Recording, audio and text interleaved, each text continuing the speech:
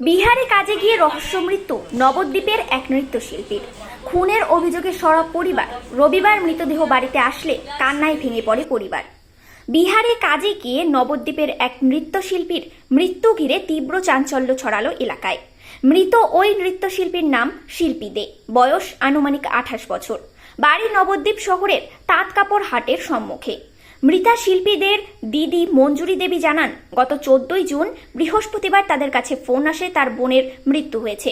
কারণ হিসেবে তাদের জানানো হয় সে আত্মহত্যা করেছে।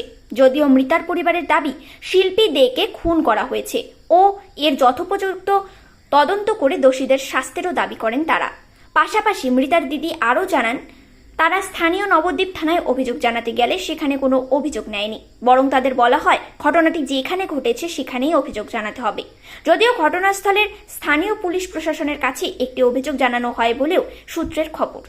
পাশাপাশি শিল্পীদের পরিবারের খুনের অভিযোগ সম্পূর্ণ ভিত্তিহীন বলে এটা আত্মহত্যা বলেই দাবি করেন শিল্পীর সহকর্মী নবদ্বীপ নিতাইনগর এলাকার বাসিন্দা সুস্মিতা দেবনাথ। পাশাপাশি তিনি আরও জানান, বিগত কয়েকদিন ধরেই শিল্পীর প্রেমিকের সাথে কোনো বিষয় নিয়ে অশান্তি চলছিল। তিনি জানান, শিল্পীর প্রেমিকের নাম শেখ এস.কে তারিফের সাথে তার বাড়ি হুগলির ব্যান্ডেলে। রবিবার সকালে শিল্পীর মরদেহ নবদ্বীপের বাড়িতে আসলে কান্নায় ভেঙে পড়েন পরিবারের সদস্যরা।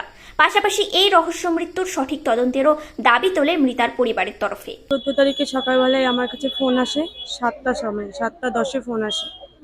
আমাকে একটা মেয়েটি বলল যে মেয়েটি ফোনটা লাগিয়ে তার মালিককে লাগিয়ে দিল। মালিক ফোন করে আমাকে বলল, মঞ্জু তোমার বোন আর বেঁচে নেই।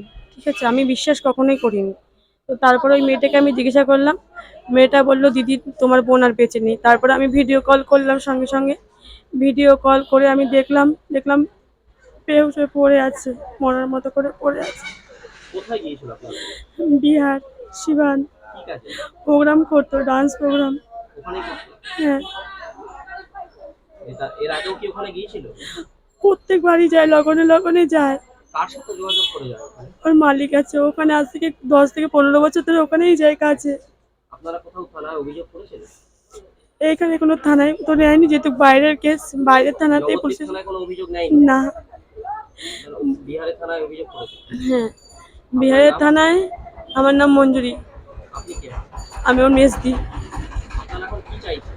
আমি শাস্তি চাইছি। আমার বোনকে, আমরা হিসাব করছি আমার বোনকে কেউ মার্ডার করেছে, ওইরকম ওটা সুসাইডের দাগ নয়। রিপোর্টারও তাই। বয়স কত? 22 বছর। যখন 8টা বাজে তখন আমরা সবাই মিলে, মানে সবাই ও আমি সবাই মিলে কালকে খাবার টাবার নিয়ে আমরা ছাদে যাই। যে ছাদে গিয়ে সবাই মিলে গল্প টল্প করি, খাওয়া দাওয়া ওখানে করি, ঠিক আছে। আর ওর যে বয়ফ্রেন্ড আছে, ওর বয়ফ্রেন্ডের সাথে কদিন ধরে ঝামেলা ছিল, প্রচণ্ড পরিমাণে ঝামেলা ছিল। আর বাড়ির লোকও জানতো ঝামেলা ছিল, ঠিক আছে। একটা মেয়ের সাথে ওর বয়ফ্রেন্ড মানে জড়িয়ে পড়েছিল। সেখান থেকে ওই সব সহ্য করতে পারতো না, বলতো যে আমি ওকে কী করে আনবো, এ করবো সেই করবো বলতে বলতে ও কাল সেদিনকে 14 তারিখ রাতে সেদিনকে একটু মদ খায়, নেশা করে ওর মানে বয়ফ্রেন্ডের জন্য, ঠিক আছে। নেশা করে, তারপরে রাত যখন 12:30-12টা বাজে তখন নিচে আমাদের মালিক ওখানে বসে আছে। মালিকের পাশে গিয়ে বসে, বাইরে গেট একদম খুলে মালিকের পাশে গিয়ে বসে। মালিকের পাশে গিয়ে বসে মালিককে বলে ওর বয়ফ্রেন্ডের কথা, যে ওকে আমার কাছে ফিরিয়ে দাও, আমার সাথে কথা বলাও। মালিক তখন বলেছে যে তুমি ফোন করো, আমি ওর সাথে কথা বলবো, যদি আমার কথা শোনে আমি নিশ্চয়ই রাখবো, ঠিক আছে। তারপরে মালিকের সাথে ওর সাথে কথা হয়, মালিক ওকে বলে, ওই ছেলেটা মালিককে বলে যে ওর সাথে আমি কথা বলতে পারবো না, আমি ওর থেকে 1 মাস টাইম নিয়েছি, যতদিন 1 মাস না হবে আমি ওর সাথে কোনো কথা বলতে পারবো না, আমি আমার নির্দোষ প্রমাণটা করতে পারবো না, ঠিক আছে। আর ছেলেটার বাড়ি কোথায়? ওই ছেলেটার বাড়ি লিচু বাগান, ব্যান্ডেল। ব্যান্ডেল। নাম এস.কে তারিফ শেখ। ছেলেটা কি করে? কি করে সেটা কি, ওই ঘরের সেই ডিজাইন করে, ঘরের সেই আলমারি টালমারি ডিজাইন করে ছেলেটা। কখন জানতে পারলেন যে উনি মারা গেছেন?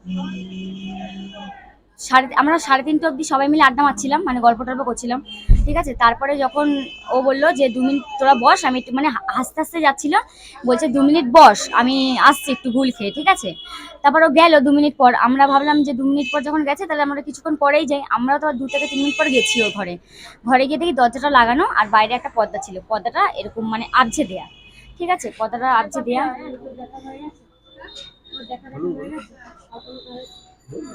পর্দাটা আবছে দেয়া।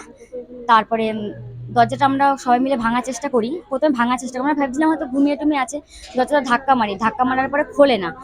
আলগা করে দরজাটা আমরা হাবচা করে দেখছি ও একটা অদ্ভুতভাবে দাঁড়িয়ে আছে। যখন ভাবলাম হয়তো কিছু হয়েছে, তখন দরজাটা আমরা ভাঙার চেষ্টা করি, সবাই রুমে যত ছেলে পেরেছে ভেঙে টেঙে তারপরে ওকে দেখি ওই অবস্থায় দেখে আমরা সবাই বেরিয়ে পড়েছিলাম। দিয়ে মালিককে খোঁজার চেষ্টা করছিলাম, মালিককে খোঁজার চেষ্টা করে মালিককে পাওয়া যায়নি। তারপর মালিককে ওই খুঁজে এনে ততক্ষণে মানে ওরা পুলিশ কেস না করে ও নিজের হাত থেকে বডিটা নামায়। মানে রুমের কটা ছেলে ছিল আর মালিক আর আমরা সবাই মিলে হেল্প করে বডিটাকে নামানোর পরে ওকে একটা বিছানা ছিল, বিছানার মধ্যে শুয়ে হাত পা গরম ছিল পরে সবাই ডলাডলি করছিল, পা হাত মাথায় জলমল দেওয়া দিয়ে ততক্ষণে একটা ডাক্তার চলে আসে। আপনাদের কি মনে হয় এটা কি ওকে খুন করা হবে? কে খুন করবে? আচ্ছা, কেউ যদি খুনও করে থাকে সেটা ভেতর থেকে কি করে দরজা লাগানো থাকবে? আর যদি দরজাও লাগানো থাকে তাহলে ওকে যদি খুনও করা হয় তাহলে পোস্টমর্টমের রিপোর্টটা নিশ্চয়ই পাওয়া যাবে একদিন। পোস্টমর্টমের রিপোর্টটা তো আসবেই না, সেই রিপোর্টটা যদি। আপনার নাম? আমার নাম পায়েল, ডাকনাম পায়েল, ভালো নাম সুস্মিতা দেবনাথ, বাড়ি নিতাইনগর। আপনি কি ওর সাথে একসাথে কাজে যেতাম, আগে একসাথে থাকতাম, এক ঘরে থাকতাম, আর এখন আলাদা ঘরে থাকি, একসাথে খাওয়া দাওয়া করি। ঝগড়া করছিল ওর, এখান থেকে কোনো ওর প্রেমী আছে, তো আমাকে রাত্রে বললে কি দেখো না কাকু ঝগড়া করছে, ওকে বুঝাও।